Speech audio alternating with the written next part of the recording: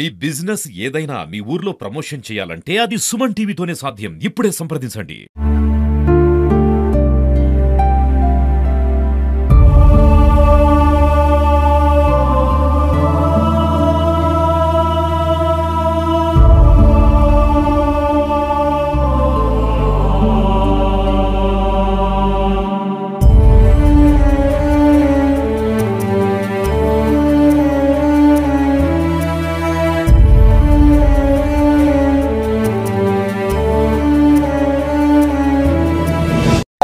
రాంబాబు వాళ్ళ తండ్రి ఉన్నాడు. వాళ్ళ తండ్రిని అడిగి ప్రజెద్దాం. ఏం జరిగింది అసలు? నిన్న 8-9:30కి తమం చేసి సార్ ఎడిపోతాను చెప్పిండు. డైరెక్ట్ గా మార్వాడి చెట్లు కారు తోలుతాను ఆయన. ఈ కార్ మా అల్లుంది. ఈ కార్ ఎన్ని సంవత్సరాలు తోలుతాడు కార్ ఆయన? ఇప్పుడు దగ్గర 10-12-13 సంవత్సరాల కానీ తోలుతాడు కార్ అయితే. ఇదే రోజుగా తమం చేసుకొని పోయినప్పుడే డ్యూటీ పోతాడు కదా, డ్యూటీ పోతా అనుకున్నా సార్. మేము ఆ డ్యూటీ పోయి వచ్చిన తర్వాత ఇక నేను పోతాను. సాయంత్రం 5-6 వస్తారు సార్. వచ్చిన తర్వాత నేనేం చెప్తా అంటే 6:30 ఫోన్ చేస్తా వారికి. 6 దాటితే ఫోన్ చేస్తా. ఎందుకు ఇంటికి ఫోన్ చేస్తావు అంటే ఎవరు రోజు ఏం చెప్తాను 6 దాటితే ఎటు పోయినావు ఎక్కడ ఉన్నావు చెప్తేనే ఉన్నా. అసలు ఫోన్ శిక్ష వస్తుంది, కవరేజ్ ఏరియా లేకుండా వస్తుంది. చేసి 10-11 రోజులు చేసిన కవరేజ్ ఏరియా లేకుండా అయిపోతుంది. మళ్ళీ రాత్రి ఎక్కువ పండుగ తర్వాత మళ్ళీ 4 లేచి మళ్ళీ కవరేజ్ ఏరియా లేదు. కవరేజ్ ఏరియా లేకుండా ఫోన్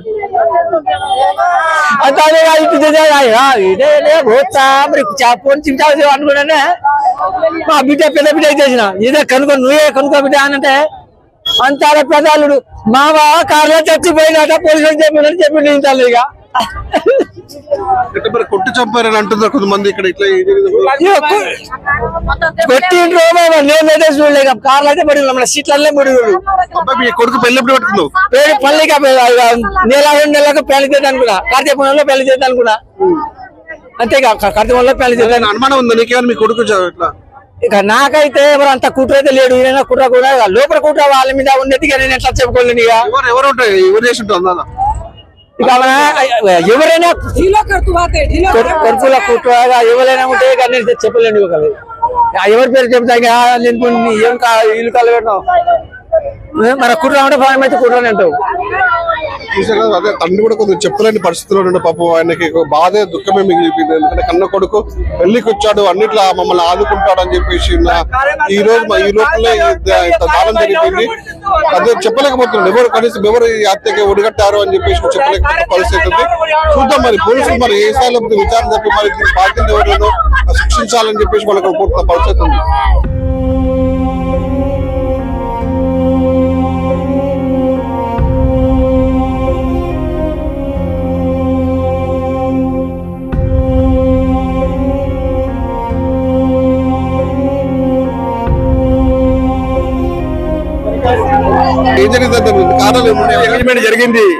ఎంగేజ్మెంట్ జరిగిన తర్వాత అది అన్నయ్య బాగాలేదు అట్లా తప్పించారు. కానీ అది పక్కన ఇష్టపడ్డది ఇంకోటితోటి, అందుకని తెలియదు. అది మధ్యన ఆగిపోయింది. ఈడ లెక్క అయిపోయింది.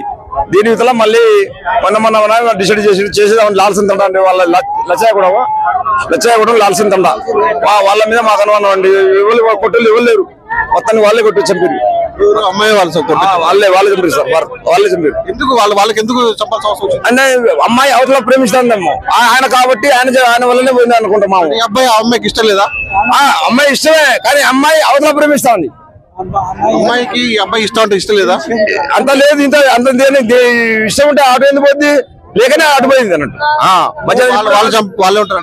4 నెలల పెళ్లి అప్పుడు ఎంగేజ్మెంట్ చేసినావు, అప్పుడు పెళ్లి ఎంగేజ్మెంట్ పెట్టుకున్నావు, అయిపోయింది. ఆఫీసర్ వాళ్ళే ఆపారు. అట్లయింది జరగదు సార్. మనతో మాట్లాడడానికి ఎవరు మా సర్పంచ్ ఏం జరిగింది అసలు? అన్న ఏం జరిగింది అనేది మనకైతే తెలియదన్న. నేను మార్నింగ్ 10:30కి నేను బొద్దుగొండ వెళ్ళే క్రమంలో కూడా కార్ అక్కడే పార్క్ చేసి ఉంది. చూసావా కార్ పార్కింగ్? చూశాను. కార్ నేను 10:29 నేను కార్ చూసాను అక్కడ పార్కింగ్. అయితే నేనేమనుకున్నా అంటే మా బాబు వీరేంద్ర కార్ కాబట్టి ఆయన ఎక్కడైనా పార్క్ చేసి ఏమైనా తాగనికి పోయిండేమో నేను అట్లే అనుకున్నా. మళ్ళీ నేను 12:30కి అదే దారిలో వచ్చినప్పుడు కార్ అక్కడే ఉంది.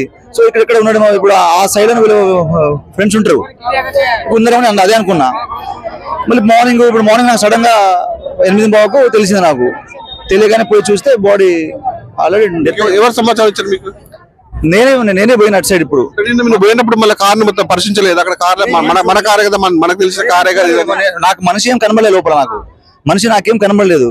ఆయన పడుకుని ఉన్నాడు. ఇప్పుడు మనకి పోయి చూస్తే పడుకుని ఉన్నాడు అంటే ఇప్పుడు ఏమైనా జరిగి ఉండొచ్చు. అదే సీట్ లో ఇట్లా వరిగి ఉంటే నేను చూసేటోడిని కాబట్టి నా మనిషి నాకు ఎవరు కాబట్టి నేను కూడా డ్రైవింగ్ చేసుకుంటే పోతున్నా, వేరే కారు తీసుకుని పోతాను కాబట్టి నాకు మనిషి ఎవరు కనబడలేదు లోపల. అది ఇప్పుడు మార్నింగ్ నాకు అనుమానాలు ఏమన్నా అనుమానం అంటే కంపల్సరీ మాకు అనుమానము అనేది లేదన్నా కానీ మరి అమ్మాయి తరపున కానీ ఇప్పుడు నెక్స్ట్ మంత్ పెళ్లి అమ్మాయితో రోజు మాట్లాడు. ఇప్పుడు మనం ఏంటంటే ఇప్పుడు సైడ్ గా తెలుసుకున్నా కానీ అమ్మాయి నెక్స్ట్ మంత్ పెళ్లి కాబట్టి అలాంటి విశేషం లేవు. కానీ ఇంకోటి ఏంటంటే అక్కడ చూసిన వాళ్ళు ఏంటంటే ఒక ఇద్దరు ఎవరు దిగిరు ఆ టైంలో మార్నింగ్ అని చెప్పారు. మరి అది ఎవరు ఏందనేది ఏంటంటే పోలీసులు కొంచెం లోతుగా దర్యాప్తు చేస్తే అది ఏ విషయం అనేది తెలిసిపోతుంది మనకు. మీరు చెప్పండి. అంటే అమ్మాయి కొంతమంది ఇక్కడ చెప్తారు అంటే ఎంగేజ్మెంట్ అయింది నెక్స్ట్ మంత్ పెళ్లి అంటున్నారు. మరి అమ్మాయికి వాళ్ళకి పెళ్లి ఇష్టం లేదు అని ఈ విధంగా కొన్ని అనుమానాలు వ్యక్తం అవుతున్నాయి. ఏమంటారు? అదే స్పందన. ఇప్పుడు అమ్మాయి వాళ్ళే ఏమైనా ఆమె ఎవరైనా లవ్ చేసి ఉంటే ఈ అమ్మాయి ఏమైనా చేసి ఉండవచ్చు అని కూడా కొద్దిగా అనుకుంటున్నారు. అంతే. వాళ్ళదే అమ్మాయి వాళ్ళు ఎవరు?